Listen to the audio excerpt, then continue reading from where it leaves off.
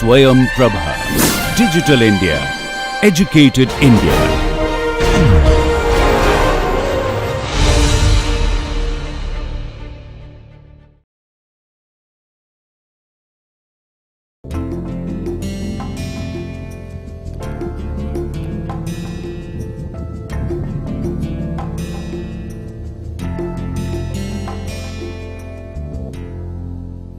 Okay, welcome to this another lecture on basic surveying, and in this we are going to talk about the module 6.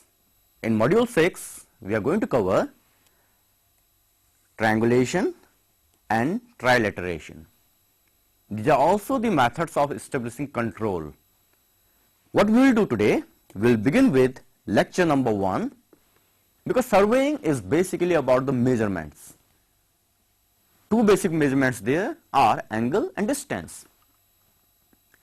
For distances we have seen the methods which are like chain, tape, inward tape, or maybe the EDMI.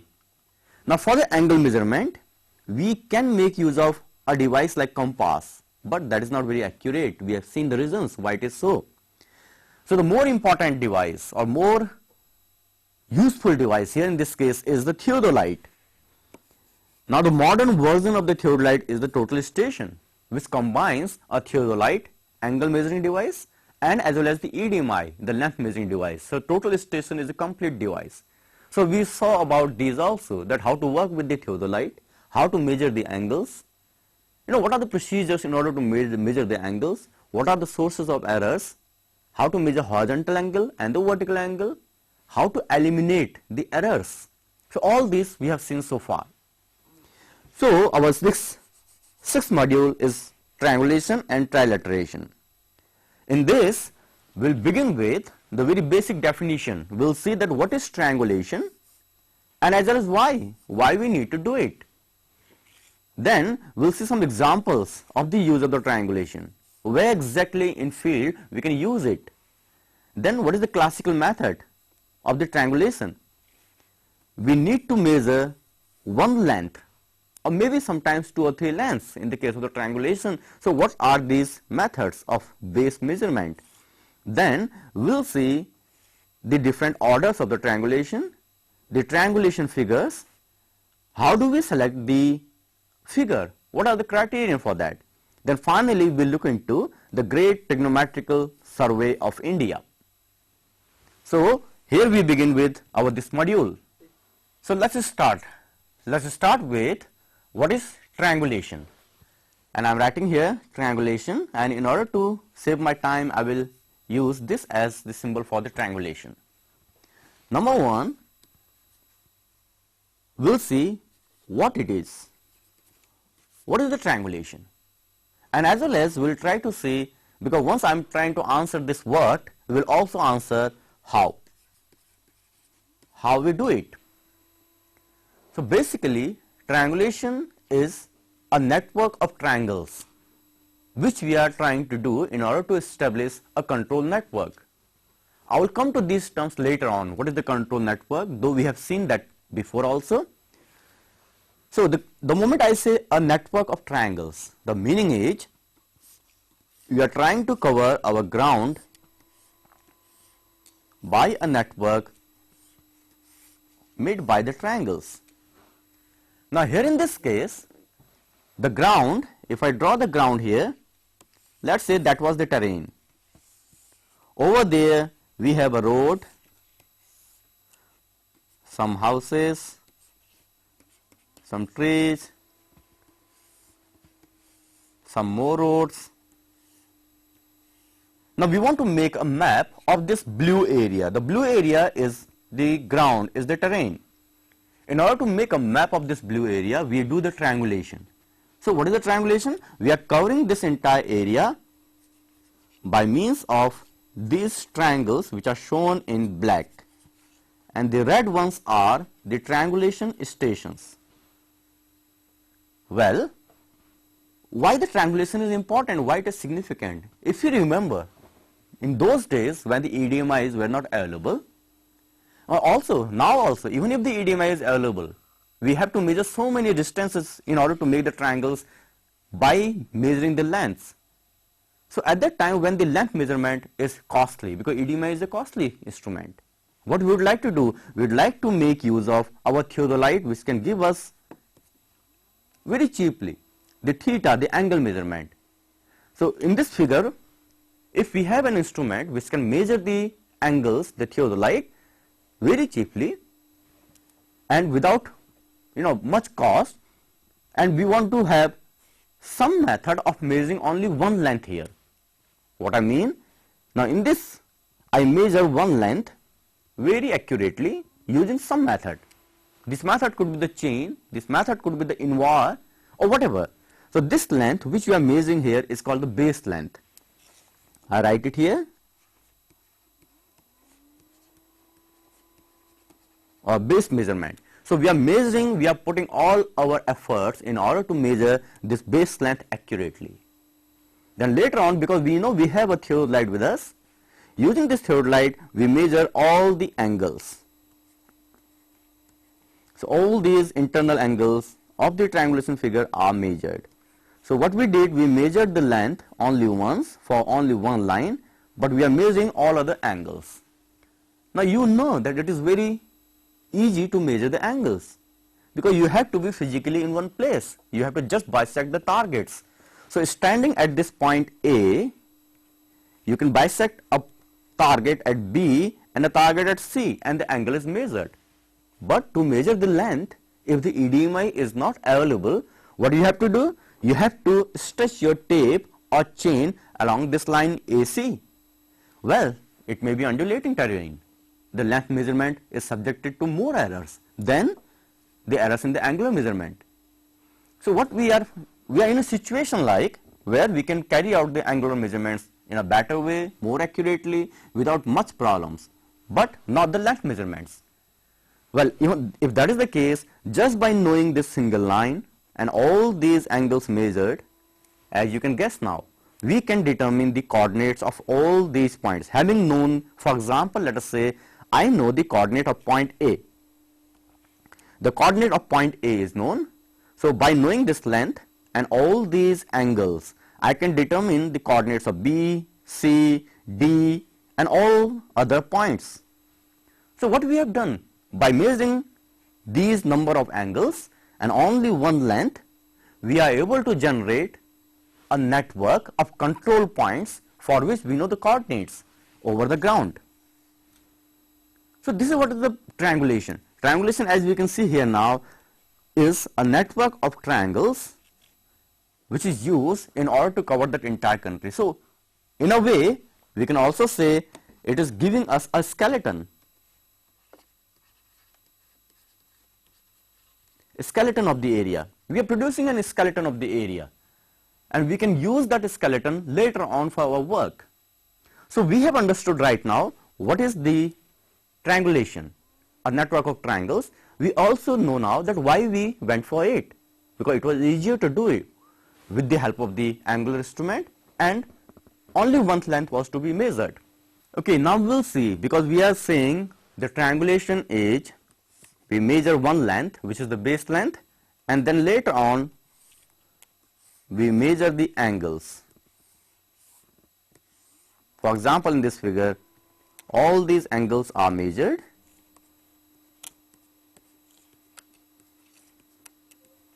and as well as the length is measured, the base length, only one length. Having done this, we will have the coordinates of all these points, so we are able to establish a network, a skeleton of the area. Now the question is, how do we measure, number one, the angles? We know the method, we can use theodolite, and we also know how to measure the angles with the theodolite. We can measure the angles in horizontal plane as well as in vertical, because starting from point A to point B and C, I can measure the horizontal angle, that is B, A and C, as well as the vertical angle at A to B, because we can establish now the vertical control also with the help of these vertical angles. Now the other thing is how to measure this length. If the EDMI is available, well, the length measurement will be easier. As we have seen, it's a very fast method. But in case if the EDMI is not available, it's a costly instrument. Not always you may have the EDMI available with you. So in that case, what to do in order to measure a length AB accurately? Well, if this length AB is small, for example, only 100 meter or less than that, 50 meter. In this case, you are doing the triangulation in order to cover a very small area. Let us say your civil engineering department or wherever your building is, just the nearby area, the neighborhood of that area, you just want to do a triangulation in that area. So in that case, your length of the sides or the base length will be small. So your length could be only 100 meter or 50 meter or so. In that case, you can directly measure it using the tape or chain by spreading the chain or tape on a flat stretch of the ground and also applying the corrections. But many times your base length may be of order of 5 kilometer. This is what may happen, 1 kilometer, 2 kilometers. You are doing the triangulation in a hilly terrain in order to cover an area of 30 kilometer by 30 kilometer. So your base lengths are of 2 kilometer length. How to measure that base length if you don't have the EDMI with you? Now in that case, we go for a method. In the simple cases, when we want to measure a small base length, because as you understand now, in the case of the triangulation, the accuracy of these coordinates, of all these coordinates, the accuracy of all these will depend upon the accuracy by which we have measured the base length. If your base length is wrong, all these coordinates will be wrong. So we have to exercise all our precautions, make the best effort in order to measure the base length accurately. So in the case of the simple cases, we will be using the invar tape. You know the use of invar tape, why we use the invar, and in catenary. Now you know what is the meaning of that. We discuss about that. We will be using the invar tape, in catenary, and we will be applying all the corrections for all the kinds of the errors. Then only we can determine the horizontal distance between these 2 points. Invar, because we are using it because of its thermal expansion properties. It doesn't expand much with the change in the temperature. It will maintain its length. And then we are applying the corrections for this catenary and all the other corrections. So we can measure a small length correctly using this approach. So this length could be of order of 100 meter to 500 meter, depending what kind of ground you have, how much efforts you are putting into it. Well, what if your base length is of order of, let's say, 2 kilometers or 5 kilometers? What in that case? See, think of a hilly terrain. Somewhere you want to make a map of the hilly terrain. You want to do the triangulation in hilly terrain where your base length is of 2 kilometer length. Now you want to measure that. Hilly terrain means a terrain like this, and these differences in heights are of order of, this point may have an reduced level. The height of this point may be, we can say, 100 meter from mean sea level, while this could be 1000 meter. In a distance of only 1000 meter, there could be a difference like this. So our terrain is very much hilly. Your one station is here and the other station is here. You want to measure this as the base length, which is of order of, as we can see, this is 1000 meters, so let's say 1.5 kilometer. You want to measure this horizontal distance. You cannot spread your tape or chain or anything here. That's not possible. You would not like to carry out the measurement this way. So what should we do? The method which we can suggest is, we say base extension. Now what is this base extension? Even in this area, which is highly undulating, we will try to find a site which is flat, which is small, that may be very small. For example, let's say it's here, I'm showing it by red, a side which is here, which is flat and which is small. Now what we would like to do, we would like to measure a base over here very accurately, a very small base, and then we would try to connect this base to this one, say point here and point here, by some means of triangles, so that having known this length, we can compute this length. How it is possible? Well, this is possible if, for example, let us say my small waist length which I was measuring is this, and that is only 100 meter or even less than that. I could find a stretch of the ground there which is flat, and I could measure a very small base length accurately. Now I want to connect it finally to this big base. The actual base for my triangulation is A and B, which we are not able to measure directly, as we know, because of the problems in the terrain. It's a huge length, it's 1.5 kilometer of that kind of order. So what to do? Well, what we will do, we will start with this small base that we have measured, and we will try to extend it. Let us say I establish just 2 points here, point A dash and point B dash. Then I measure these angles. All these angles are being measured by theodolite. Theodolite can measure the angles, that's not a problem. Once I have measured all these internal angles, I know the length of this black line. We had measured that, it was possible for us. I can compute the length of line A dash, B dash. So the length of the line A dash, B dash is computed. Then further, I establish 2 more points. Let us say it is A double dash and B double dash. And then I join this A dash B dash to A double dash B double dash, and again using the theodolite I measure the angles here. So measuring these angles is not a problem, because theodolite can measure any angle anywhere. So again what I am doing is starting from this A dash B dash, and all the internal angles which are measured by the theodolite I can compute A double dash B double dash. So I know the length now A double dash B double dash. Similarly, I will try to connect now this A double dash B double dash to AB. How we can do it?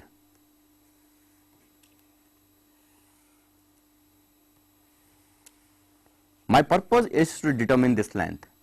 So what I am doing, I know this length A double dash B dash, as well as I measure all these internal angles here. I can occupy AB, and we can measure these angles. So once we are measuring these angles using the figure here, using this figure I can determine now, starting from here and the internal angles, I can compute the length of AB. So from A double dash B double dash we have the length AB. So what we saw here, and one more thing, please keep in mind, the moment I say standing at this point B, I am bisecting a point here B dash and a point A dash. What we are doing, we have a ranging rod, or we have something called signal standing there, and we are bisecting the signal, and we are able to measure these angles. So what we have seen now, we have seen that we can start from a very small base length which we can measure correctly, and we can extend it further into the base length which is desirable, because the desirable length in this case was AB, which we are not able to measure. But now, having done all this process, all the computations, we are able to establish the length of AB. So what we have done, we have measured our base length. Next we will go that, because we have not yet answered that why triangulation in full. By this time we know what is triangulation, how we do it also a little bit, and also the length measurement, angle measurement in that. But we do not know right now in full that why we go for triangulation. The basic thing for going for the triangulation is, I can say, establishing the control network. Now the moment I say control is of two types. One is horizontal and the other one is a vertical control. Now what these are, we have also discussed these before, but I would like to revisit these things in order to understand the triangulation. Now what is the meaning of this? If there is an area, I am going to draw a map of some area. Let's say this is the area. Now over here we have some roads. Okay, I am just showing a smaller area which you can relate easily with. The area could be very large also. We also have some houses here.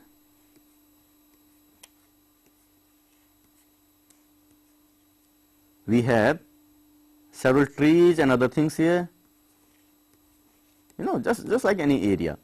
Now what we want to do, we want to make a map of this area, and this area is of size, let's say this is 3 kilometer wide in length and 1.5 kilometer wide. That's the size of the area. So we have an area, this big area, and we want to make a map of this area. How should we proceed? We cannot do it by compass. We can do it by compass, but compass is not accurate. We have seen one method of traversing. In the case of traversing, we are measuring all the lengths. The problem with the traversing is that you measure the angles as well as you have to measure all the lengths. And measuring length, it takes time. So we don't want to do it by that method also. So we want to do it by a method in which we are measuring a number of angles but only few lengths. How to proceed with that? Well, what we can do, we can begin with, I establish a point here, I establish another point, and I join, let's say, it with this, then a point here, and then a point here. Let us say. Now all these points are intervisible. This is how we have selected it. So what we have done, we are making a set of triangles here. Now in this set of triangles, one length we want to measure accurately. So let us say this is the length which I measure accurately by spreading my chain or tape or by base extension method. As well as I am measuring all these angles now, using the theodolite. So because measuring angle is not a problem, so all these angles are also measured. Once this job is done, I can come back to the laboratory, and in my laboratory, using my field observations, using the length of all these lines, length of one line, which is the base length, and as well as all the angles, what I can do, I can start plotting it. One more thing, let me give you one more term here. That term is called Laplace station. Laplace station. In triangulation, we define the term Laplace station. The meaning is a station where we are taking the bearing of one line. For example, in this network itself, if I am taking the bearing of line here, so the meaning of bearing is, if I take the bearing here from the north direction, I am measuring this angle. That's the bearing. So for one line, we take the bearing. Now why we are taking the bearing? Again, it will become clear in a moment. Similarly, because as you understand now, starting from the known line, our known line here is this, and as well as all the measured angles, we are finding the length of all these lines. In order to exercise a check, because in our very first lecture we were talking about the significance of check in surveying. So in order to exercise a check, what we can do, I can also measure one more length here in the field, because what we are doing, we are starting from here, which is measured base length. all the angles known, we are computing this length. Now this length which is being computed can be also measured in the field, and this measurement or the measured length and the computed length, they should agree. If they are not, our survey has some problem. So this kind of length which we are measuring later on are called the check lengths or check base. If I write it here, it is we are using it for check, it's check base or the check length. So we have defined two terms, the Laplace station and the check base here. Well, in order to plot this traverse, how we will begin? We will start from our very first point, the point which was on the top. I know the direction of the north here. So that's the direction of the north here. I know the bearing of my one line, and by computation I know the length of the line. So I plot this. Then I know the internal angles. I plot the second one, I plot the third one, fourth one, and so on. So I can plot on my drawing sheet the triangulation network which was in the previous case has been plotted now. Now it may not be exactly the same as in the previous case, but well, here in my plotting, here in your screen, otherwise it will be same. In actual case it will be same. So this is the drawing sheet here. In the drawing sheet this network has been plotted now. So this is the network which we say the control.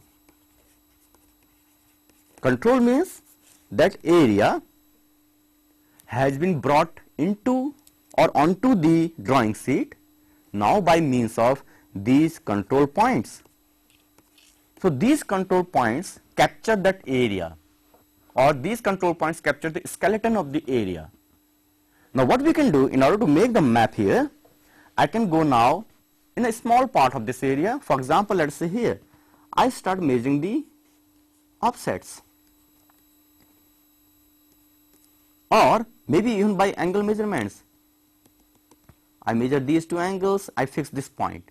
So what I am doing here now, once I have got the offsets and other things, I can start plotting the things here also. So I can start plotting my things, as in the case of the field. Whatever was the field, I can make the plot here, because now my control is fixed. I am doing the plotting now with the help of the control. So if you are committing some error, for example in this part, that is not going to affect this part in plotting the details. So this concept we have seen before also, and this concept we know, working from whole to part. What we have done, the moment we capture this network of the control points or the skeleton of the area, we are establishing the whole, and now we are working to fill up the details in the parts. So this is the concept of the control. We are making use of triangulation in order to establish this control, which we are making later on in order to plot the details. Now another way in which this triangulation or this control can be used, and right now the control which we are seeing is only in horizontal, but the control is in vertical also, because I know not only x, y, but the z coordinate also of this point. If I have, for example, in my triangulation figure, I know, let us say, the RL of this point. RL stands for reduced level. We will talk about that later. That is the height of this point from the mean sea level. I know the RL of this point. Once I have measured the vertical angles and the horizontal angles, I know this length. The length here I will show again. I know this length, it is computed, as well as I know the vertical angle here. So I can compute the RL of this point also. So basically what we are doing, we are computing the x, y, z of all the points. So it's a full control. Y and z is a full control for all the points. The other use of triangulation could be in setting out operations, or the control network, the use of control network in setting out operations. Now here in this case I will give you one example. Let us say we have a railway line coming here, and now over here we have in this area a hill. So right now I am showing the hill by these contours. Okay, we'll talk about these contours later on. Now a decision is taken that this railway line, instead of going from outside this way, should pass through a tunnel in this hill and it will exit here. So the decision has been taken now about the point of entry and about the point of exit, and now in between there is the hill. So what we are looking at? We are looking at a situation like this way. The railway line is entering here and it is coming out here, and in between there is a slope. So the railway line has to follow this formation in order to come out of that place. Now this length is very big. Let us say it is 4 kilometer.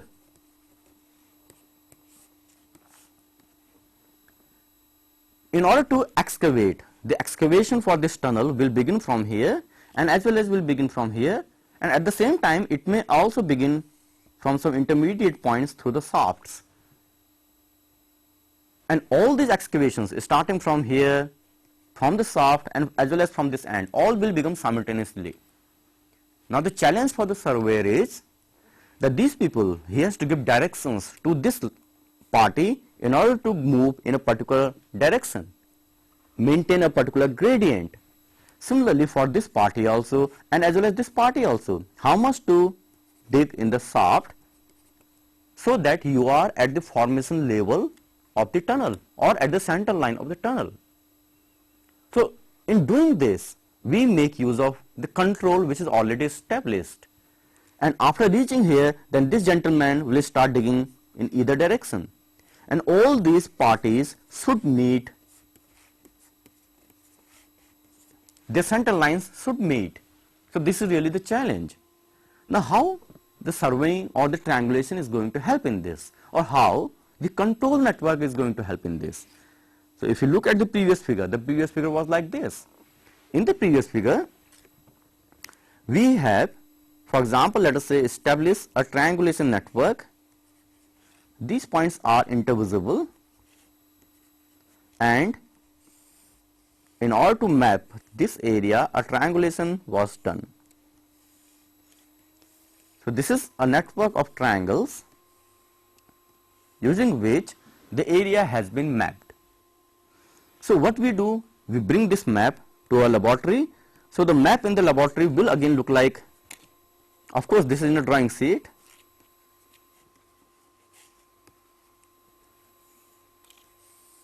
That's the map of the control point. As well as in this map, because we have done the mapping, we have the contours.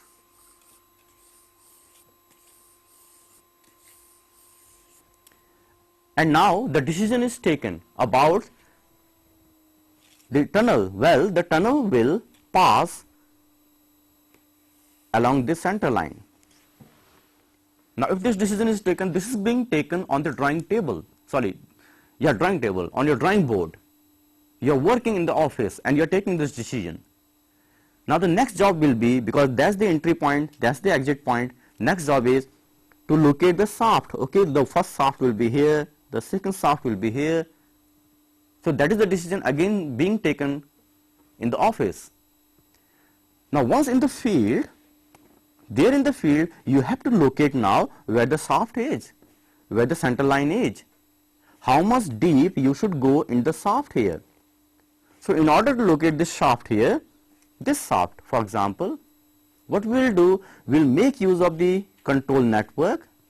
Let us just for this case, this shaft makes certain angles from the line here, which is the control line, a line made by the control network. So if I know this angle, I can now with some more measurements locate this point in the field also. Starting from here, I had measured the angle, as well as I measure the angle and I locate the point. So this is the point where my first shaft should be. So what you are doing, you are setting out a point. You are making use of the control network to set out this point. Similarly, you also know the RLs. You know the RL of this point, the reduced level. You know the RL of this point, the reduced level.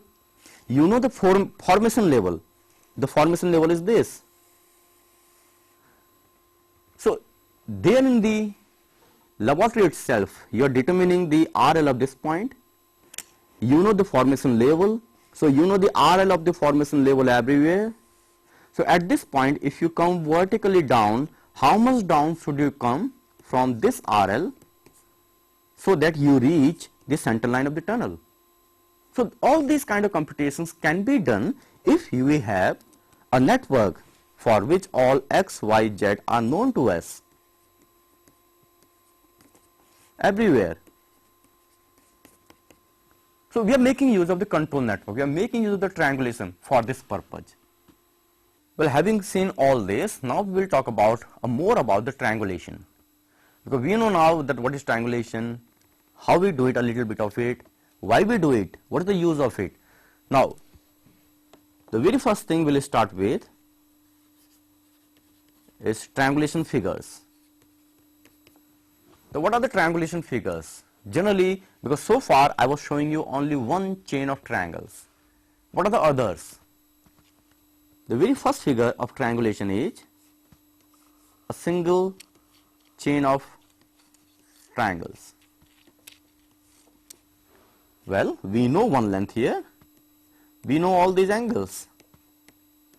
So having known all these, the coordinates of all triangulation stations can be computed and the control network can be established. Now this kind of chain of single triangles is not a very good figure. Why it is not a good figure? Because we have only one root for computation. Now what is this root of computation and why it is important? Root for computation. The meaning of this is, starting from A, B, if you want to find the length x, y, we have only one way to reach there.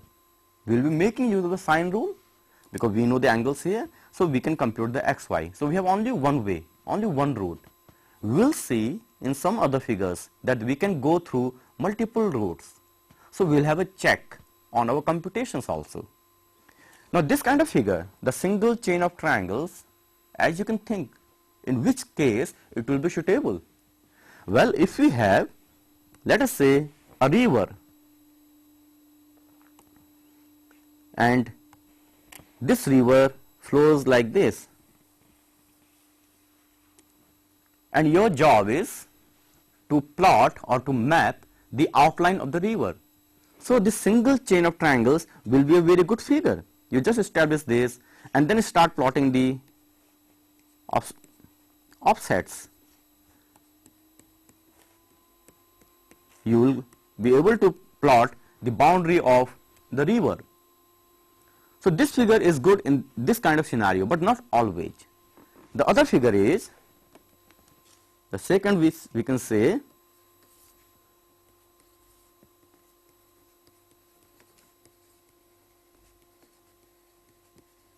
braced quadrilateral. Now what it is, you know the quadrilateral, it's a chain of quadrilaterals which are braced. The meaning is a figure like this, just a figure like this. Here one length is known to you and all these internal angles are measured.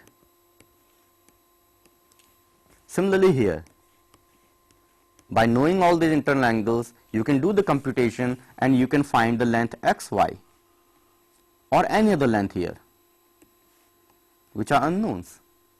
So this kind of figure gives you a flexibility of doing the computation from multiple routes. Now how it is so? If you look at this, we have line AB, which is the base length which is measured, and you want to determine the line C and D. In order to compute the length of line CD, what we can do, we can start number one route I am drawing by red.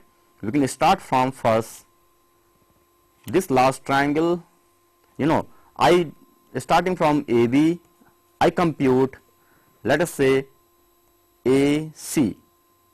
Then from AC, I compute CD, or starting from AB, I compute BD. Now using the triangle here, ABD triangle, and then from BD I compute DC. So what we are doing, we are computing the same length DC or CD through various routes. In this figure, as you will see, there are 4 possible routes. So we have a check on our computations, as well as we will see later on that we can choose a route which is the best for the computation. So this figure has got this flexibility. This figure is said to be the best figure. Now where we can make use of this figure? We can make use of this figure in order to create, as in the case of our river also, for example, simple river, and we can create a chain of the base quadrilaterals, or maybe in some other case, let's say for a hilly terrain, I am drawing the contours just to show the hills. It's a hilly terrain and some point here. We want to map this. So what I can do, I would prefer to establish a base quadrilateral here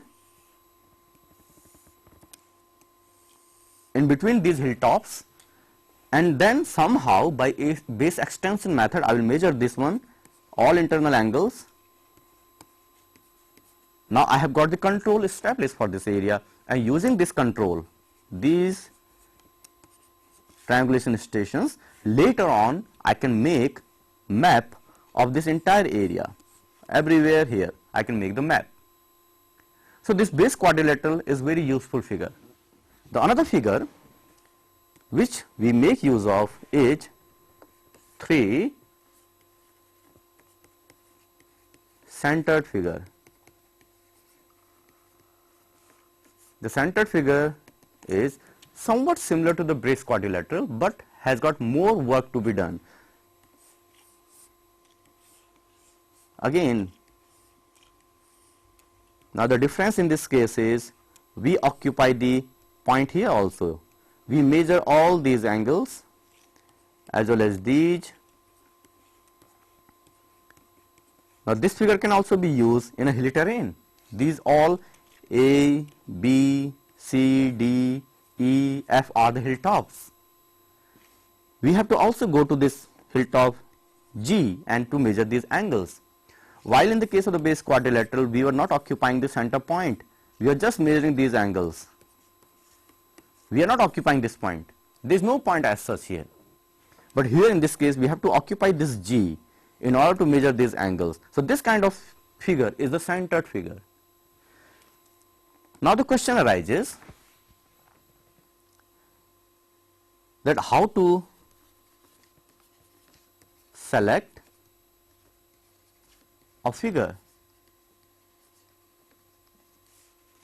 Basically, for any problem that you are thinking, you have to make a map of the river boundary, you have to make a map of a hilly terrain 30 kilometer by 30 kilometer.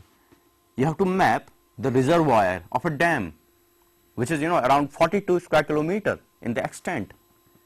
So depending your problem, you decide that what kind of figure will be suitable for you. But some of the things, some points which we should keep in mind.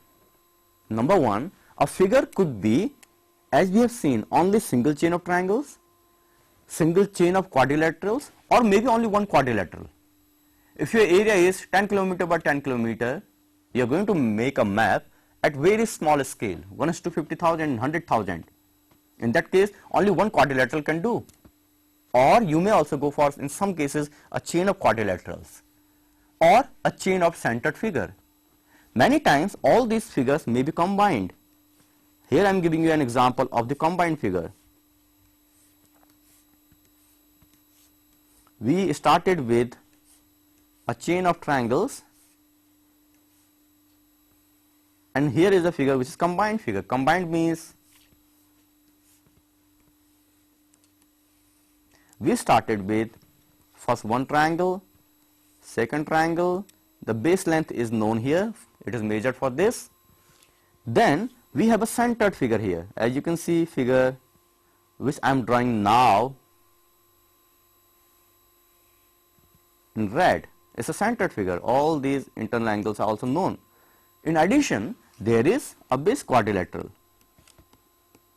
So it's a combination of all the figures depending the field condition, depending whether you could locate your stations or not. Over here, the requirement of the field was only 3 stations, so you went for a triangulation, just a simple triangle. But here you found that you can find 4 stations and the requirement was like that, so you went for a base quadrilateral. So your figure could be anything. Now while we are selecting the figure, some of the points which we should keep in mind: number one, the figure should be such that we can do computation from or through 2 roots.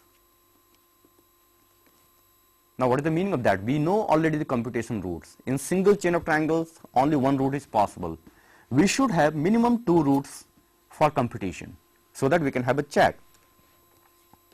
Number 2, possibly we should have well conditioned roots. Now what are the well conditioned roots? What is the meaning of this? We'll look into it in more detail in a moment, but let's say I explain it graphically. You have a line A, B, you know the coordinate of A as well as coordinate of B. You are going to fix a third point C, and the third point C, if you fix, let us say, by a very large angle between these over here. In one case you are fixing it by a very small angle. That's a very small angle for C, and as well as this C, let's say I say it's C dash, C triple dash, and a point here in between you are fixing where the angle is nearly 90, which I say C double dash. Now because what we are doing, we know point A, we know point B, we know this angle, we know this angle. I am just taking the arcs, I am just cutting these 2 arcs here, or maybe we know the length. I know length AC triple dash, BC triple dash. I am taking these 2 arcs and cutting this and trying to plot the point C triple dash. Now how these arcs will look like? These arcs, if the angle is very large, the arcs will cut somewhat like this. Or if the angle is very small, the arcs will cut somewhat like this. If the angle is 90 degree, the arcs will cut 1, and for 90 degree it should be like that. Let me make it a little bit thick so that it is same as others. Now what are the differences in these? Over here in this case, see, your point of intersection is somewhere within this area. Where it is, that is the uncertainty. So if the angle was very large, the uncertainty in locating this point C triple dash is large. It could be anywhere in between. Similarly, over here also the uncertainty is large. If the angle is very small, you can do it graphically. But if the arcs, they intersect at 90 degree, the uncertainty is limited to only this particular thing. So uncertainty in locating point C double dash is least. So what we are doing here is, starting from 2 known points, we are trying to establish the third point, and in establishing the third point we have some uncertainty, and it depends upon what kind of angles we are choosing, where this point is. if the point C double dash is such that the angle of intersection here is 90 degree, the uncertainty in establishing C double dash is least. The same thing we do in the triangulation. Though we do the computation from a known length, the base length, from the known angles, we measure these angles, we are trying to fix this point C double dash from this A and B. Now, depending how much uncertainty is there, it will depend upon the kinds of the angles which are there in the figure. Well, we want this angle to be 90, which is not always possible. So ideally we say if the angle of intersection here, or rather all the angles of triangle are within 30 degree and 120 degree. All these three angles are not beyond this value. Our triangle is well conditioned. We will explain this also later on in the computation part, but right now we have been able to understand graphically that if in my triangle the angles are within 30 and 120, they are not either too large or too small. In that case, the computation of unknown points is more accurate. So these are the well conditioned triangles. Now the meaning of well conditioned root, because we started this discussion from here, that we should have well conditioned roots. The meaning is in our triangulation network which we are going to finally make, which we are going to finally choose, our triangles should be well conditioned so that our computations are accurate. So that's the second point in order to choose the triangulation network. Then the next point, third, the triangulation network which we choose should be, or the triangulation figure that we choose should be such that it should cover the entire area. That is the purpose. We want to establish a control network for the area. So our control points or the triangulation stations should be such that, our figure should be such that it covers the entire area, because we are going to make use of this triangulation network later on. We have seen it. We make use of this in order to make the map whole to part. We make use of this in order to set out. We saw the example of the tunnel. So our network should be such that it is covering, it is governing the entire area, or the skeleton of entire area is within the network. Okay, now we will talk about the framework of triangulation for a country, because in any country we have a reference system, and that reference system is established through a network of triangles. For the entire country there should be one network of triangles which gives you the coordinate in that national reference everywhere. Now what is this framework which is covering the entire country? The framework of a country could be of two types generally. One is the gridiron, and here we are seeing the gridiron system for India. See, this figure is very interesting figure, and it explains that what the gridiron system for India looks like. Here each line here, for example like this is a chain of triangles, or for example it is something like this, made of triangles, something like this. A chain of triangles is starting from here going all the way to the north. Similarly some more chains of the triangles, and as well as some chains which are going in this direction. So this kind of framework, which is generally useful or done for a large country, is called the gridiron system, as it appears as if there is a grid, and by this grid the control points are established everywhere throughout the country. This is also an example of the great trigonometrical survey for India, a survey which started some 200 years back, and starting from somewhere in Chennai, Madras, this network was established throughout the country, and later on more triangulation chains were established and the network was completed.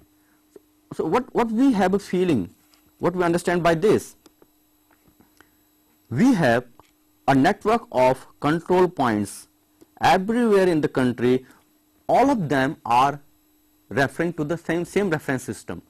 So we can measure the distance having known the coordinates of this station and this station. I can know the distance between these 2 points because everything is in one reference. So this kind of system is the gridiron system.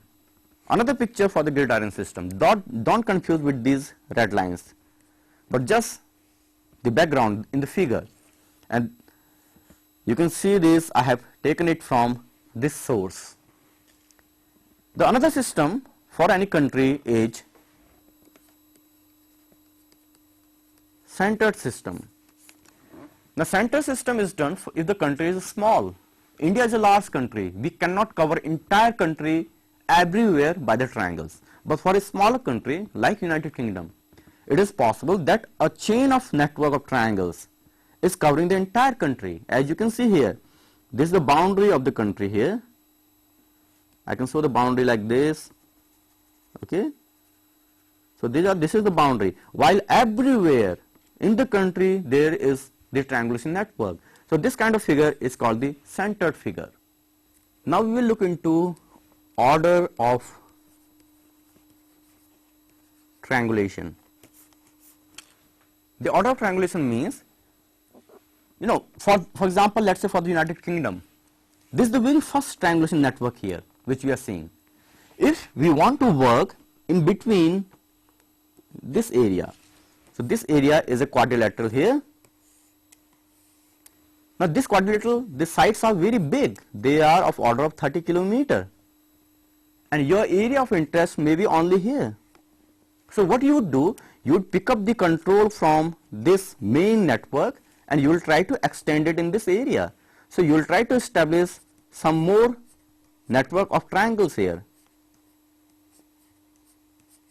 which are taking the control from the first network which is available to us and then extending in this area. So in this way, we see the very first network to be the primary triangulation. Then within that, we can have network of lesser accuracy, which is the secondary triangulation, and further within that we can go for the tertiary. So the details of these are listed here. Of course, there are many more details which you can find in any standard textbook. For the first order, which are the most accurate, which are used to establish the the shape and size of the earth in that part of the world, that part of the country very accurately. Generally, these are very, very large triangles of the order of 8 to 12 kilometer base length. The sides may be 16 to 150 kilometers, and these have to be very accurate. Just one measure of accuracy is average triangle closure should not be more than 1 second. So we have these specifications for this first order of primary triangulation, which is very accurate. Then within that network, we can have the secondary one, which is slightly less accurate, then tertiary one, again further less accurate. Again we are going with that same concept, the working whole two part. First, this first order, which is very accurate, second order slightly less accurate, third order, and then within that third order also, for your own application, you can go for one more set of triangulation, which is even inferior than that. So in any country, as you can see here, we can have these primary, secondary, tertiary, and if you go to the field, you can locate those stations. In India, for example, if you walk here in this area, you can locate those GTS stations, the Great Trigonometrical Survey stations. You can find them, and you can determine their, you can get their coordinates also from Survey of India in order to relate your survey to the GTS. So what we have seen today, we have seen the triangulation, why we do it, how we do it, what are the triangulation figures, and how we decide that okay, this triangulation figure should be used. So we have seen these concepts. Then we saw about a country, whether the pattern for a country should be gridiron or should be centered figure depending upon the size of the country. So this gives us a background in order to go for our next lecture. Thank you.